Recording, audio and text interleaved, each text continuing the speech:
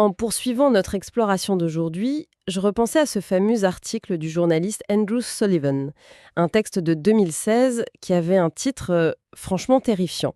C'était genre « J'ai été un être humain ». Ah ouais, ce texte a marqué beaucoup de monde. C'est un cri du cœur, en fait. C'est ça. Et le truc, c'est qu'il n'avait subi aucun traumatisme corporel. Il n'était pas malade au sens classique du terme, tu vois. Il expliquait juste qu'il avait été brisé par son exposition constante aux écrans. Ouais, une surcharge cognitive totale. Exactement. Une surcharge si intense qu'elle avait fini par éroder sa capacité fondamentale à interagir avec le monde physique. Et en lisant ça, je me suis sentie hyper concernée et je pense qu'on est très nombreux dans ce cas. Bah, c'est clairement le grand mal contemporain. Cette espèce de désintégration de l'attention. En fait, l'épuisement moderne a complètement changé de nature. C'est-à-dire, avant, c'était plus physique, c'est ça ? Voilà. Historiquement, la fatigue, elle était musculaire. Elle était liée au labeur, au travail physique. Mais aujourd'hui, l'épuisement dont on parle, il est avant tout neurologique. C'est fascinant, parce que le témoignage de Sullivan met vraiment en lumière ce phénomène de saturation.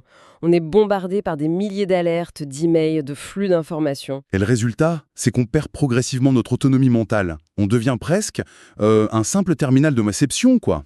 Ouais, un terminal qui reçoit des données en permanence. Et le plus frappant là-dedans, c'est l'universalité du truc. Il y a un vrai consensus silencieux sur cette fatigue mentale qui nous écrase. Tout à fait. Parce que d'un côté, on passe notre temps à louer la puissance, la commodité de la technologie moderne. Bah oui, c'est hyper pratique. Mais de l'autre côté, on se sent paradoxalement complètement vidé. Presque vampirisé par nos propres appareils, en fait. Et c'est exactement pour répondre à cette crise qu'on aborde aujourd'hui une méthode assez radicale, le minimalisme digital. Une méthode qui, il faut le préciser, ne consiste surtout pas à jeter tous ces ordinateurs par la fenêtre dans un élan technophobe. Non, c'est pas le but. C'est plus l'idée d'opérer un véritable nettoyage par le vide, un grand ménage numérique pour reprendre le contrôle de notre propre esprit.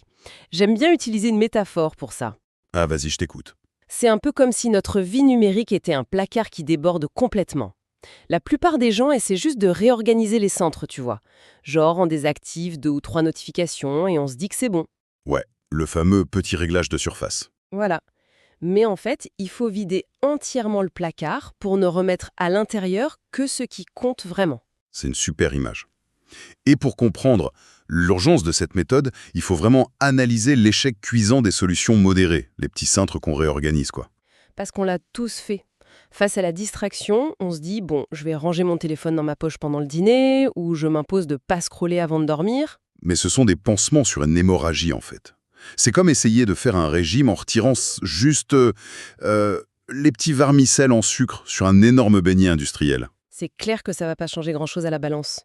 Mais du coup, pourquoi ces petites résolutions, qui sont quand même basées sur notre force de volonté, pourquoi elles s'effondrent tout le temps ? Elle s'effondre parce qu'elle repose sur une erreur de diagnostic fondamentale. On traite l'usage excessif du smartphone comme une simple mauvaise habitude. Genre un petit manque de discipline personnelle ? Exactement, alors que l'économie de l'attention, elle repose pas du tout sur le hasard ou sur notre paresse. Elle s'appuie sur une ingénierie psychologique qui est extrêmement agressive. C'est pas juste un accident de design, quoi. Ah non, pas du tout. Le modèle d'affaires de ces grandes plateformes dépend directement du temps de cerveau disponible. Donc, pour maximiser ce temps, il y a des milliers d'ingénieurs qui exploitent des vulnérabilités cognitives humaines hyper profondes. C'est vraiment une guerre asymétrique, en fait. D'un côté, t'as l'utilisateur lambda, moi, qui rentre fatigué après ma journée de travail. Et de l'autre, t'as des supercalculateurs qui sont programmés uniquement pour capter ton attention. C'est flippant dit comme ça. Et pour bien comprendre l'efficacité de ces pièges, l'analyse nous emmène du côté de la biologie comportementale. Et puis précisément vers un mécanisme qui s'appelle le renforcement positif intermittent. Oui, alors ça, c'est le cœur du réacteur. C'est un principe neurologique qui a été littéralement transformé en arme de rétention. Comment ça marche exactement ? D'où ça vient, cette idée ? L'origine vient des travaux en conditionnement opérant dans les années 70. Et notamment les fameuses expériences du psychologue Michael Zeiler sur des pigeons. Attends, des pigeons. On compare notre rapport au smartphone à des pigeons. Mais complètement. Le protocole de Zeiler était hyper simple. Il a placé un pigeon dans une cage avec un bouton. Et le pigeon apprend vite que s'il appuie sur le bouton, il obtient une petite boulette de nourriture. Ok, jusque-là c'est logique. Il a faim, il appuie. Voilà. Si la machine donne une récompense à chaque pression, le comportement de l'animal reste hyper rationnel. Il appuie, il mange, il s'arrête. Il va pas appuyer 100 fois s'il a plus faim? Exactement. Mais l'expérience prend une tournure vraiment inquiétante quand Zeiler décide de modifier la distribution de la récompense. C'est-à-dire qu'il la rend imprévisible? C'est ça. Le pigeon appuie, mais n'obtient de la nourriture que de façon aléatoire. Parfois oui, parfois non. Et là, la rationalité disparaît totalement. Il devient fou. Il entre dans un état d'excitation extrême. Il commence à picorer le bouton de façon frénétique, obsessionnelle, bien au-delà de sa fin réelle. Ah ouais? Et ça, c'est dû à quoi, neurologiquement? C'est la dopamine. Il y a un mythe très tenace qui dit que la dopamine, c'est l'hormone du plaisir. Mais c'est faux. C'est avant tout l'hormone de l'anticipation et de la recherche. Donc, face à l'incertitude, le cerveau inonde le système nerveux de dopamine pour nous forcer à chercher la réponse. Exactement. Le cerveau veut résoudre l'incertitude. Donc, il devient accro à la recherche de la récompense, pas à la récompense en elle-même. C'est dingue. Et du coup, les concepteurs d'applications ont juste miniaturisé ce laboratoire psychologique pour le mettre dans nos poches. C'est exactement ça. Pense au geste que tu fais pour rafraîchir ton fil d'actualité. Tu tires l'écran vers le bas, tu attends une seconde. C'est la réplique exacte du pigeon qui picore son bouton. Ou du joueur au casino avec sa machine à sous. Ouais. Cette imprévisibilité, elle maintient notre cerveau dans un état d'alerte dopaminergique constant. Le chercheur Adam Alter a très bien documenté ça. Avec l'introduction du bouton j'aime? Non. Voilà. En 2009, l'arrivée du bouton j'aime sur Facebook a marqué un basculement. Les interactions sociales ont été quantifiées, elles sont devenues des boucles de validation aléatoires. Le but, c'était plus de connecter les gens du tout. C'était juste de créer une dépendance pour augmenter le temps passé sur l'application. Et face à une architecture aussi hostile, compter sur sa petite force de volonté pour réduire son usage, c'est de la pensée magique. C'est clair que ça suffit pas. Et c'est pour ça qu'il faut passer d'une logique de bidouillage à une vraie philosophie de vie structurée. Ce fameux minimalisme digital. L'idée, c'est de renverser complètement le rapport de force. On va concentrer son temps en ligne sur un nombre très restreint d'activités qui sont choisies et optimisées pour servir nos vraies valeurs. Et le reste du bruit numérique On l'ignore délibérément, joyeusement même. Mais ça demande de vaincre une peur énorme, tu sais. Ce qu'on appelle le FOMO, la peur de rater quelque chose. L'approche par défaut de la plupart des gens, c'est d'être maximaliste. C'est-à-dire d'accumuler, au cas où. Ouais, on garde une application parce qu'on se dit « Ah, ça a une petite utilité ». Ou on garde un vieux réseau social toxique juste au cas où une lointaine connaissance voudrait nous contacter. C'est une erreur de calcul monumentale. Parce qu'on ignore totalement le coût réel de cet encombrement. C'est vrai que chaque application, même avec un tout petit bénéfice théorique, elle nous prend un impôt cognitif bien réel. Les notifications, le temps passé à vérifier. La fragmentation de l'attention, tout ça génère une perte d'énergie qui détruit complètement les minuscules avantages qu'on croyait en tirer. C'est la loi des rendements décroissants. D'ailleurs, j'ai une analogie pour ça. C'est comme si je faisais ma valise pour aller dans le désert et que je décidais d'embarquer des skis juste au cas où il neigerait. Ah ouais, c'est absurde. Bah oui, parce que le poids des skis va me ralentir tous les jours dans le sable pour un bénéfice qui n'arrivera probablement jamais. Le minimaliste, lui, il n'a pas peur de rater un truc mineur si ça protège l'essentiel. Et pour illustrer ça, l'exploration s'attarde sur une communauté vraiment inattendue, les Amish. Ou les Ménonites. Alors ça, c'est fou. Parce que dans l'imaginaire collectif, les Amish, ils sont figés dans le passé. On pense qu'ils sont terrifiés par la technologie. Mais en réalité, c'est beaucoup plus sophistiqué que ça. Ils ne rejettent pas l'innovation en soi. D'ailleurs, ils utilisent des générateurs, certains équipements informatiques pour le boulot. Des tracteurs aussi, parfois. Ouais. Leur vraie singularité, c'est que leur processus d'adoption n'est jamais automatique. Ils ont un filtre impitoyable. Un filtre basé sur leurs valeurs et pas sur la nouveauté de l'outil. C'est ça. Ils évaluent chaque technologie selon un seul critère, l'impact sur la cohésion de leur communauté, ce qu'ils appellent l'ordnung. Du coup, si un nouvel outil agricole menace le fait qu'ils s'entraident pendant les moissons, ils le refusent, même si ça leur ferait gagner plus d'argent. Exactement. Et à l'inverse, si un téléphone est indispensable pour faire tourner un petit commerce artisanal, ils vont l'adopter. Mais avec des restrictions spatiales très fortes. Genre la cabine téléphonique au bout du champ? Voilà, le téléphone est installé à l'extérieur de la maison. Comme ça, le sanctuaire familial est préservé des interruptions extérieures. L'autonomie prime toujours sur la commodité pure. Et c'est ce même niveau d'exigence qu'on devrait appliquer à nos smartphones. Sauf que pour installer ces filtres mentaux, la méthode ne fait pas dans la dentelle. Elle préconise une transition brutale. Ah oui, pas de demi-mesure. On parle d'un grand ménage numérique, 30 jours de sevrage complet de toutes les technologies optionnelles. 30 jours en mode cold turkey, comme disent les Américains. Mais pourquoi être aussi radical? Pourquoi pas juste réduire progressivement? Parce qu'une approche progressive, c'est voué à l'échec. Ça laisse pas le temps au cerveau de se recalibrer. Si tu réduis juste ton temps d'écran d'1 heure, tes circuits neuronaux de la dépendance restent actifs.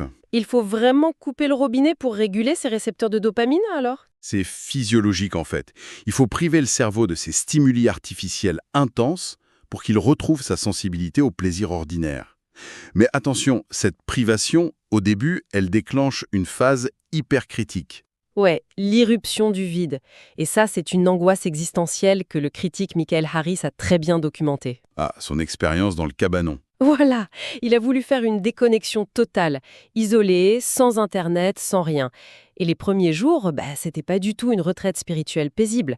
C'était une vraie souffrance. Le silence lui était insupportable, c'est ça, hein. Mais complètement, l'absence d'accès à Google, aux infos, ça lui créait un manque physique. Il raconte un moment hallucinant où il regarde le paysage, la nature, et son cerveau formule l'envie irrépressible de changer de chaîne. Changer de chaîne face à la vraie vie, c'est terrifiant. Mais ça montre bien le rôle de la distraction numérique. C'est un anesthésiant émotionnel. C'est ça. Le flux constant d'infos, ça masque juste notre incapacité à tolérer l'ennui ou à affronter nos propres pensées. Et donc si tu retires l'écran, tu te retrouves avec des heures de temps libre que tu sais plus du tout structurer. Et si tu combles pas ce vide par des activités tangibles, le sevrage devient une torture. La rechute est inévitable. C'est pour ça que ce mois de déconnexion, c'est pas juste tenir bon en serrant les dents. C'est une phase active de reconstruction. Et là, on fait appel aux philosophes antiques, Aristote notamment. Les loisirs de haute qualité. Exactement. Aristote expliquait que l'épanouissement demande de s'engager dans des activités exigeantes. Tout le contraire de rester avachi sur le canapé devant une série. Et les neurosciences confirment cette intuition aujourd'hui. Les activités qui demandent un effort, genre apprendre un instrument, faire de la menuiserie, lire un livre complexe, Ça génère cet état fluide de concentration profonde. ouais, et cette immersion produit une satisfaction durable, régulée par la sérotonine. C'est à des années-lumière des petits pics éphémères de dopamine de nos écrans. L'effort répare littéralement la tension. Et d'ailleurs, le parcours de Benjamin Franklin est un exemple parfait de ça. Parce que lui, c'était pas du tout un solitaire. C'était un vrai architecte du lien social. C'est vrai. Quand il est arrivé à Philadelphie, il n'avait pas d'argent, pas de réseau, et au lieu de chercher la facilité, il a utilisé son temps libre pour s'engager. Il a fondé des clubs de débat, des bibliothèques, des casernes de pompiers. Ça demande une énergie dingue, mais ça forge une identité sociale concrète. Et une fois que ce besoin d'appartenance est comblé dans la vraie vie, la recherche de likes virtuels perd tout son intérêt. Par contre, il y a un truc important à clarifier. Les minimalistes digitaux d'aujourd'hui, ils vivent pas dans une grotte. Ils utilisent beaucoup la technologie pour nourrir ces fameux loisirs de haute qualité. Oui, bien sûr. Ils vont regarder un tuto sur YouTube pour réparer un meuble ou aller sur un blog pour trouver un club de lecture. Mais du coup, utiliser des écrans pour fuir l'emprise des écrans, c'est pas un peu paradoxal, non? En apparence seulement. Le minimalisme fait une distinction énorme entre la consommation passive et l'utilisation intentionnelle. C'est une question de dynamique de pouvoir. Ah, j'aime bien ça. Explique. Si tu cherches un tuto précis, que tu l'appliques et que tu fermes ton ordi, là, tu utilises la technologie comme un outil pour agir sur le monde. Elle est subordonnée à ton intention. Le danger, c'est quand on n'a pas de but, quand on ouvre l'application juste pour voir et qu'on laisse l'algorithme décider pour nous. Exactement. Et ça nous amène à la phase la plus délicate. Une fois les 30 jours passés, le cerveau recalibré, il faut réintroduire la technologie. C'est le moment de vérité. Comment on fait pour pas retomber direct dans nos vieux travers? Le succès repose sur un filtrage impitoyable. Chaque application doit passer 3 étapes très strictes. La première question.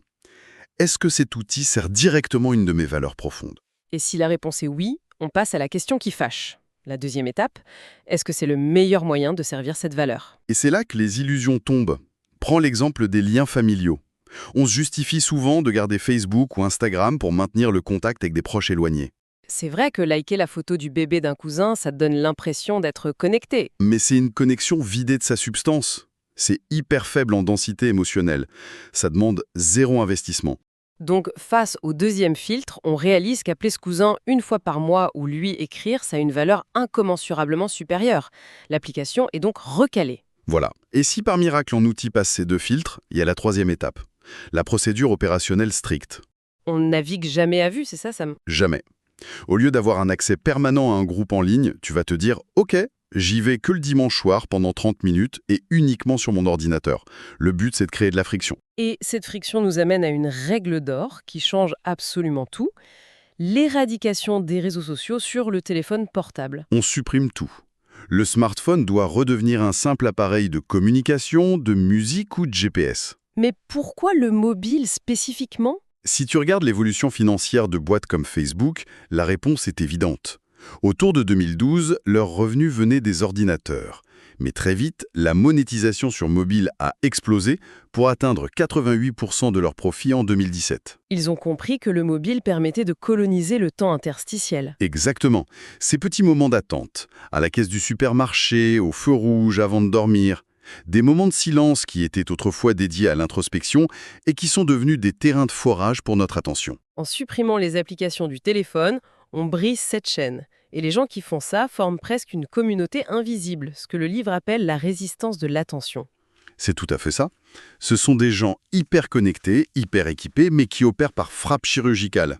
Ils entrent, ils prennent l'info, ils sortent, avant que l'algorithme ne referme le piège. C'est une vraie remise en question.